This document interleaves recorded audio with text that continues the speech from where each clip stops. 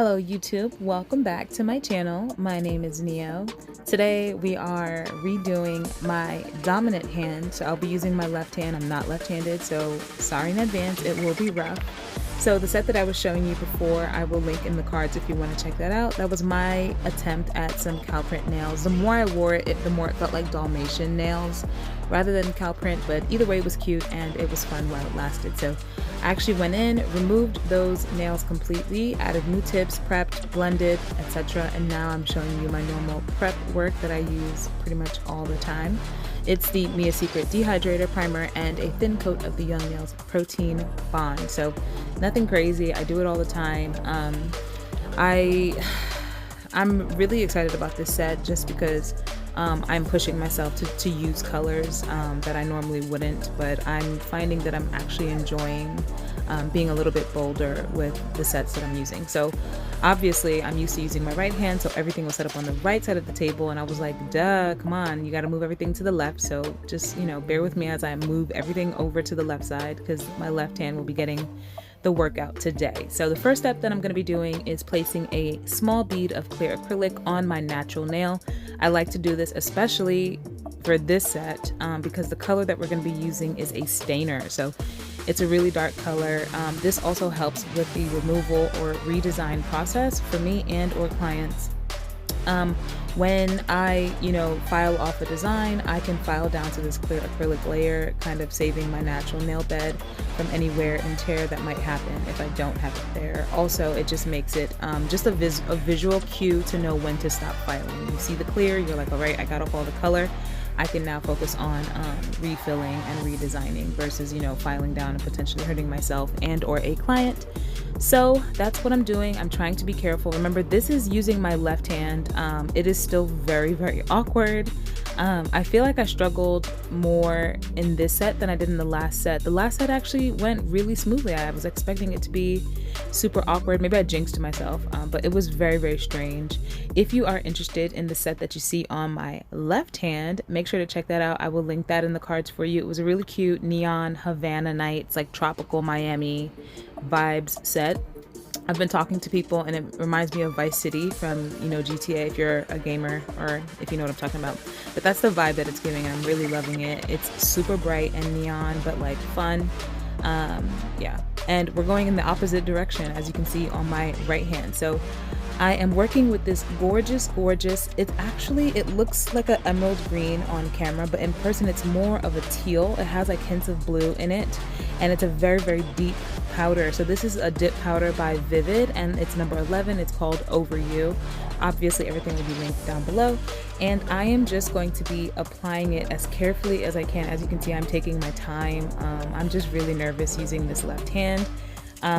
It's interesting because I want to apply the acrylic like I normally would with my right hand, but it just feels different. Like what I would do with my right hand isn't really working for my left hand, just because even picking up beads, the size of beads I'm picking up, the way I hold the brush is weird. Like it's just hard.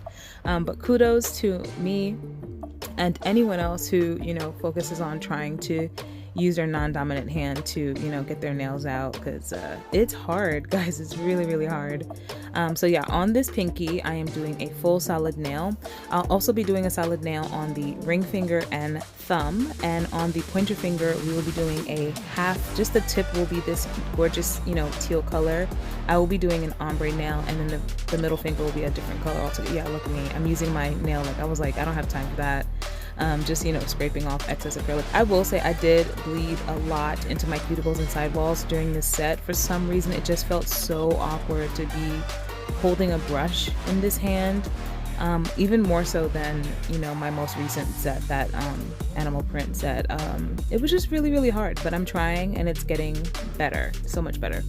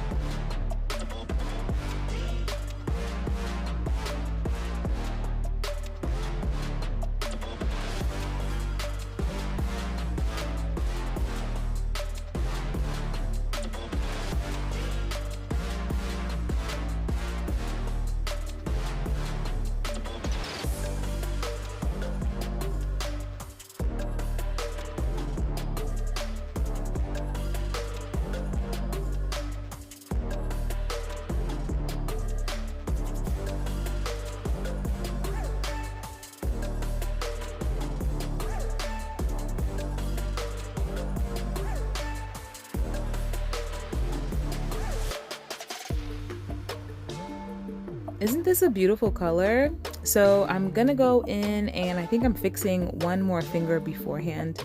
Yeah, so I'm just gonna fix the ring finger. I'm just adding another bead so that I can fix the apex area because it had like a weird dip in the nail. So I'm just adding a little bit more product, pushing it towards the center of the nail so that the product kind of builds up some structure, cleaning my sidewalls and then swiping clean. So the next color that I'm going to be using is a favorite of mine. It's from Sugar and Cream. It's one of my early faves that I had from that brand, and it's called Peanut. And this color really surprised me afterwards. I just picked it because it was like the first nude that I could find in my drawer, but I'm really glad that I picked this color in particular because it's not too warm, it's not too cool, it's right in the middle, and it's just dark enough. So I'm just doing an ombre, and it looks gorgeous matte. You know, it's one of those colors that if it goes matte, it's just, oof. But maybe that's biased because I'm a matte girl anyway. But I'm just doing an ombre as best I can on this hand. It was difficult. You're gonna see me adding a lot of beads right to that area where the green bead started, just so that we don't have that harsh line. I am gonna cover it eventually with rhinestones, so you're not even gonna be able to tell that it's an ombre anyway. But to me, that was important. I'm gonna add that cuticle bead and be careful. I did flood the cuticle and sidewalls of pretty much every nail, but you know, cut me a break, it's my left hand and the file can fix it. So I was filing my life away to kind of get this set to go back to where it should have been, but it was still pretty nice. So I'm just gonna keep adding more of that peanut color just to give the blend a nicer, smoother transition. I'm also gonna back swipe with the green. So I think I used too much of the brown and it kind of traveled too far down the tip of the nail, and then but that's not an issue. When I ombre, that's something that often happens, so I just used more of the green and back swiped in the opposite direction, and it kind of evened out that ombre for me a bit, as you can see there. Placing a wet bead and then back swiping in the other direction, but being careful, you don't want this uber pigmented dark color to kind of take over the nude color, whatevs. So on the middle finger, I will be doing a solid nail of the peanut nude color, just a regular acrylic application, and then we're gonna clear cap.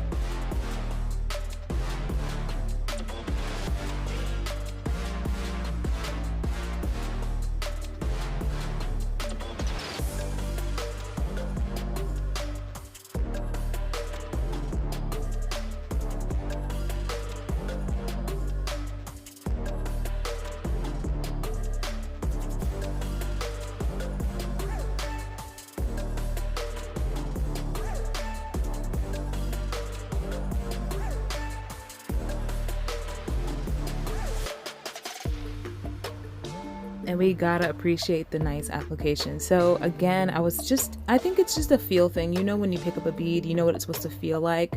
Using your left hand, I don't really have a sense of what the beads feel like on my brush, so then when I'm applying them to the nail, they're kind of all over the place. But for the most part, I'm just applying the beads. I'm trying to keep the product, a majority of the product, in the center of the nail to build up some structure, and then avoiding, you know, flooding my cuticles and sidewalls, which was very difficult for me doing this set. But I think I got nice, you know, nicely shaped nails. They weren't the crispest that I've ever, you know, been able to accomplish. That's just because it's really, really awkward using your non-dominant hand. I don't know how many times I can say that, but yeah, I'm just applying a clear cap of acrylic. I'm using the Young Nails Core Clear and the Young Nails Monomer for this set.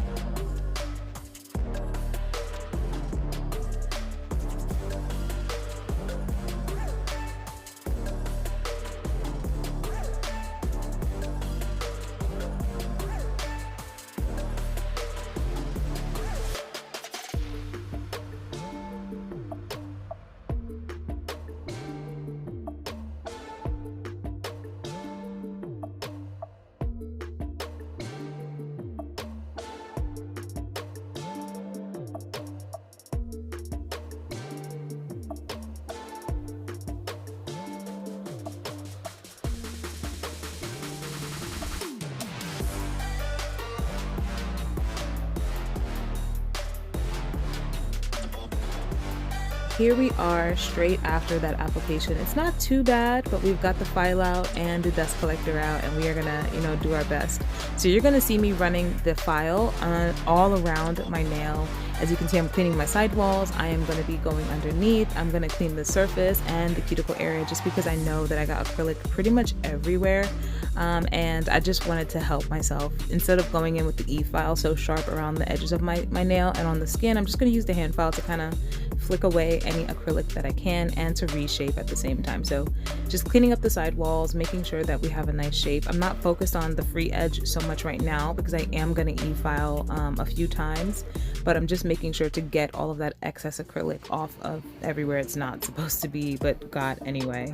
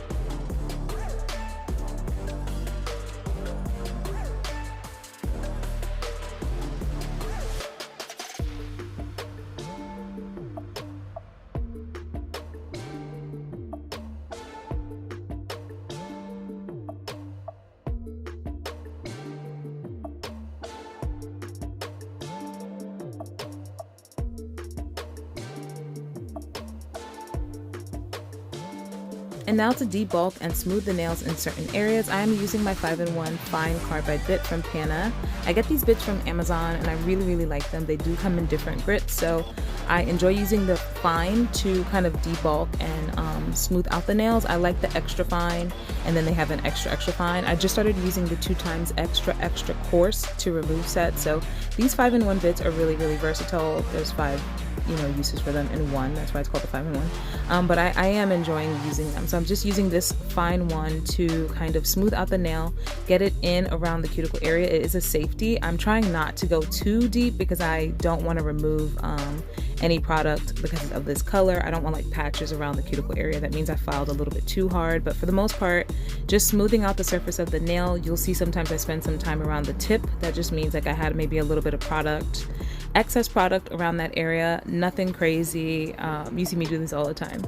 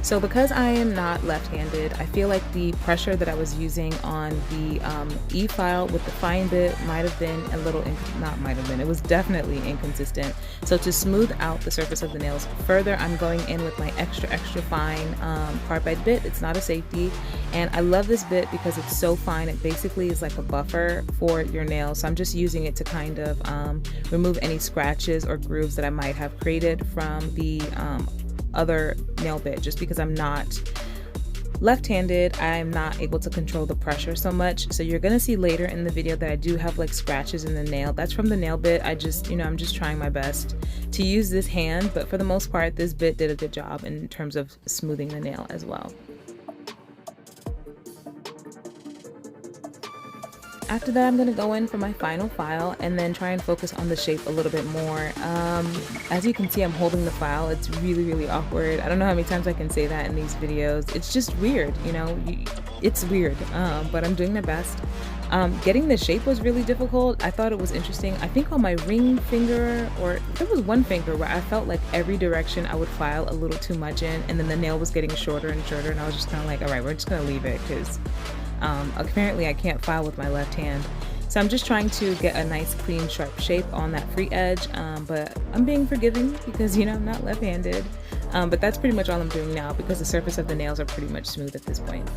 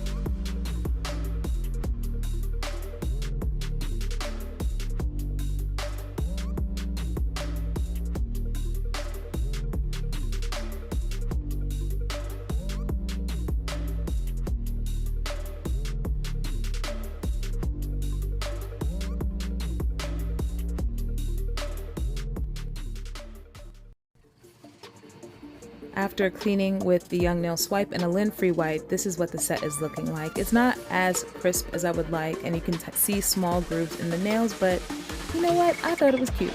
So, because this is a snake skin set, I am going to be drawing in some random snake-like scales on this nail with black gel paint. There's no rhyme or reason. I didn't have a photo reference, so I was literally just winging this from my head.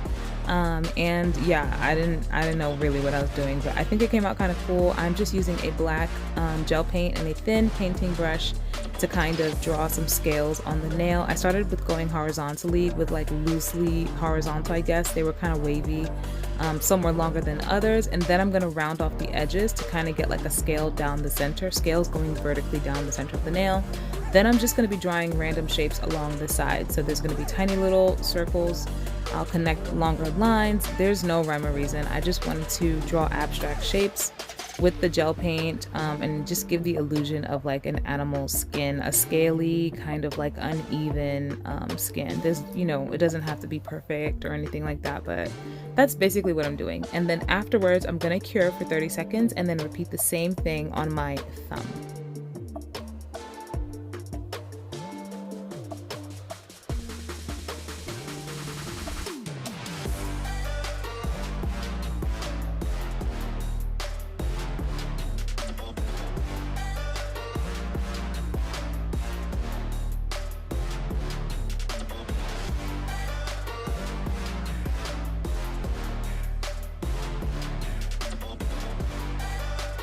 Here's what that's looking like. I think it's kind of cool, don't you think? It looks kind of snaky, scaly, I don't know. But I'm doing the same exact thing on the thumb, nothing crazy. I'm not making them perfect. I think it actually looks cooler when it's a little bit looser, just because in nature, things are not, you know, completely uniform. So same thing that we did on the ring finger, we're doing on the thumb.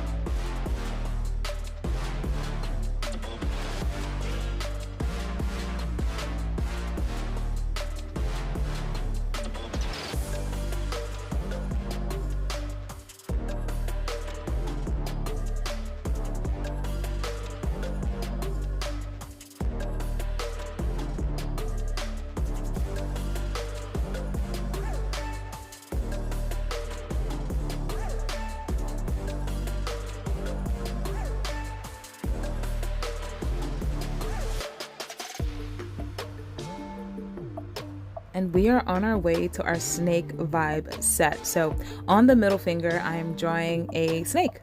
I know it looks really lame and like arbitrary at this point, but I just wanted a reference of what it would look like in terms of the shape of the snake.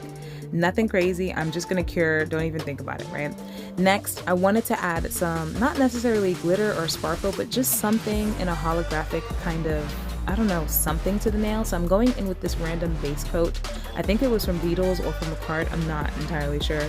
And then I'm applying that onto the two nails that we added the scales on. This is because I wanted a sticky surface to add some holographic ether flakes onto, and didn't feel like adding a glue or anything. I just thought the base coat would be easy to use. So I'm just adding a thin, rough coat of base coat. You see, it wasn't even like smooth or anything. I'm gonna cure, and now that we have that sticky base, I'm just gonna use a small brush to add the ether flakes to these nails. But it's really dark, you can't see it because of the color and the black gel paint, but I am adding the ether flakes only inside of those round shapes that we created. They're not necessarily circles, but You know what I mean? With the snake skin, in between the black lines is where the ether flakes is going. So when in person, you can actually see the shapes that I created with the snake skin print. I'm adding the flakes to the middle parts. And the ether flakes are from iGel Beauty. I will link what number it is, but this one reflects, I think, blue and green. So I thought that this was appropriate for this set in particular. And they're sticking very easily to that base coat. When you cure a base coat, it does have that inhibition layer. So it's sticky, and I just use that to my advantage.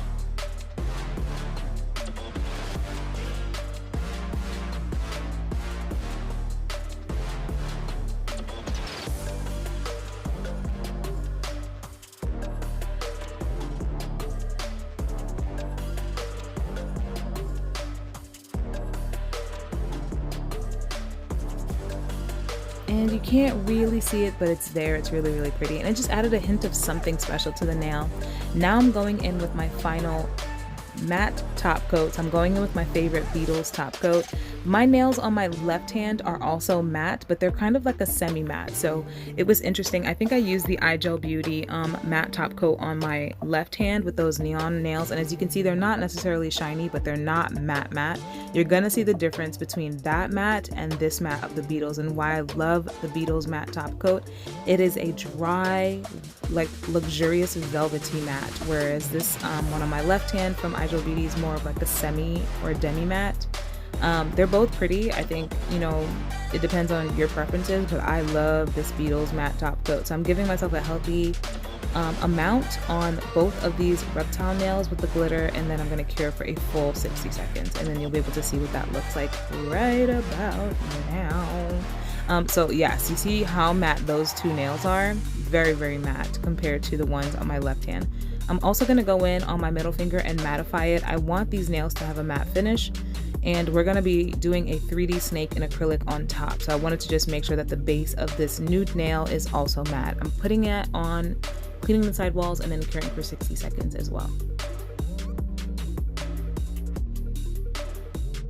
Now it's time for that 3D snake that I've been talking about. I am using a 3D acrylic brush that I got from Pana. This is a size 2 brush, so it's very, very tiny. It's basically like a ballpoint pen, and it was really helpful because, remember, I'm using my left hand. I was really, really nervous about doing this, but the tiny brush definitely helped. I had really, really tiny beads of acrylic to work with, and I felt like I was a little bit more in control than if it was a larger brush. So if you're someone who struggles with like detail work and you're, you know, in general, just use a smaller brush. You can use smaller beads. You have more control. As you can see, that bead was tiny. But basically, I'm using that line shape that I drew arbitrarily to kind of guide me to then build the acrylic snake on top. So that was the purpose for it. You're not going to be able to see it underneath, and it gave me a guideline of where I wanted the snake to kind of flow on the nail. On the bends of the snake, I am making it a little bit thicker. I made the head thicker as well, and it's just going to taper in and get wider and smaller. I don't want like a chunky, you know, fat snake that just like had dinner. I kind of want it to be, you know, winding and twisting and turning and things like that, but I think it came out kind of cool.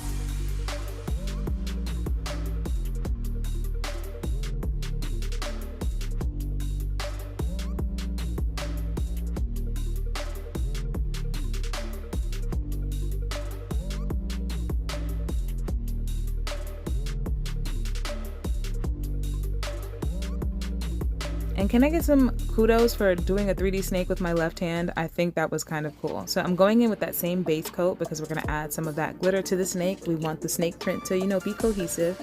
I'm applying that. I'm going to cure. Now it's sticky. I am just tapping that, you know, the ether flakes onto the snake, and it's just sticking in a little bit to you know, tie in with the rest of the snakeskin print that we've already created. I'm gonna then go in with some black gel paint and kind of draw some lines around it to kind of ground the snake. Nothing crazy. I'm also gonna draw a tail, not a tail, a tongue, you know what I mean, like the little two whispery tongues that snakes I think have. I'm not sure if this is a real thing, but you see there I'm just drawing the two little tongue pieces, and then I'm just using my sharper brush to kind of line certain parts of the outside of the snake just to kind of ground it and give it a little bit of dimension.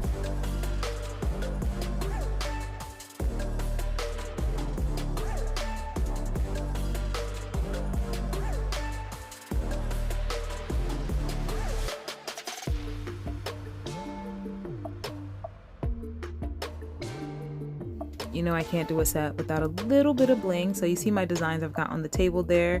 Nothing crazy. I was struggling to pick up this piece, guys. Does this happen to you? I don't know. I was struggling to pick it up. So I'm using my Zulay bling adhesive. I am using gold, green, the Aurora green and pink stones, and crystal AB stones with some gold charms. Nothing crazy. Just a little bit of stuff. And on my pinky it's just going to be a few, maybe 3 or 4 pieces, nothing crazy. So a crystal AB stone, that AB green pink stone, and then a green rhinestone as well, and then that's done. On the pointer finger that I spent so much time ombreing, I'm basically going to cover the entire nail with rhinestones because, you know, I have a problem. So nothing crazy. I am using a non-flat back green rhinestone, so you're going to see me apply a gold charm of like an oval. This oval is just to kind of brace the non-flat back rhinestone, so it sits in the center. Working with non-flat backs, I saw someone do something on YouTube the other day where she kind of like built up a well, like raised up some gel product so that the rhinestone would sit in it, but it does create like this kind of mountain of product on your nail, and I'm just like, we can't win. But this is my method of kind of getting these non-flat back rhinestones to kind of, you see how it's moving around, just to get it to sit straight on the nail. I use these rounder large gold charms to kind of get it to, you know, lean on it a little bit so it sits upright on the nail. Just gonna add some gold bars and some more crystal AB rhinestones, some green rhinestones, and then this nail will be done.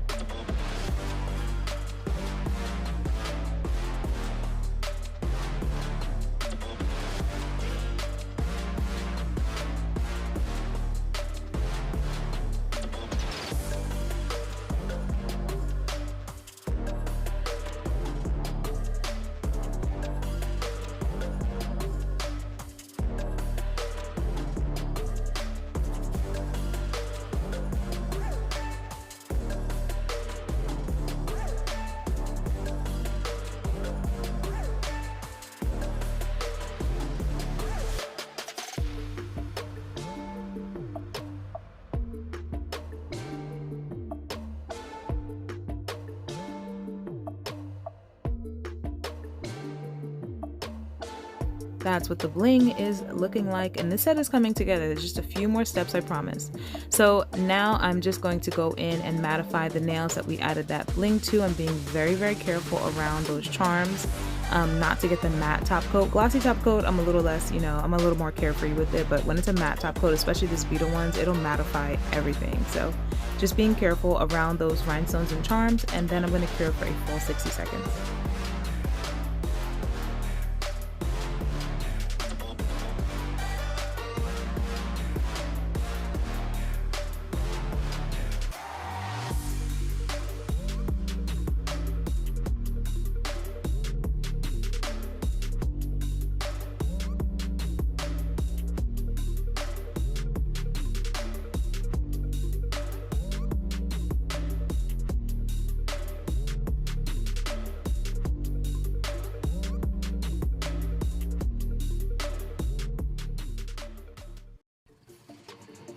Now I'm taking some Beetle's glossy top coat because I want to get back that snakeskin texture that I, you know, spent so much time drawing in the first place. So I'm using that gel top coat and I'm just literally floating it. I have a large amount on the brush that I'm using. It's not a thin amount, and I kind of want it to be raised up off the nail. So I'm making the snake on my middle finger glossy while the base was matte. Also, I am using the glossy top coat to kind of fill in the shapes that I drew with the black gel paint on these matte nails. So you're gonna see a little bit of a difference between the matte base and the glossy top coat that I'm adding. I eventually wasn't able to, fill every single shape in. I started just, freehanding it, but you get the idea. I wanted there to be a texture between the matte and the glossy on these nails, and then I'm gonna cure for 60 seconds on each one. Then I'm gonna do it again. I wanted it to be significantly raised up off the nail, so everywhere that I had applied glossy top coat, I'm just floating more glossy top coat on top, and I'm gonna do that to the thumb and on my ring finger.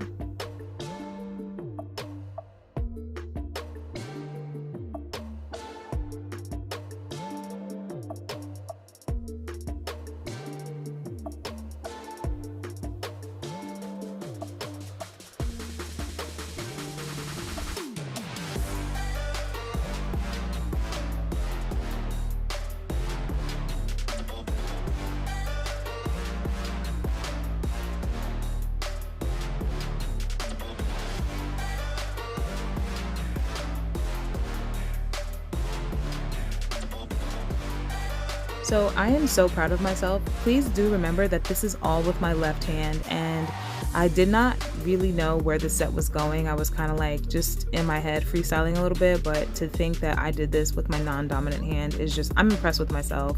This is what the set came out looking like. I think it's so cool, and it's just a different vibe than what's on my right hand.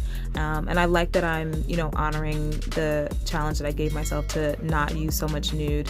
I hope you like this video. I know it's a little bit longer. Like if you do, like for me using my left hand, subscribe for more, and I'll see you in the next one. Bye.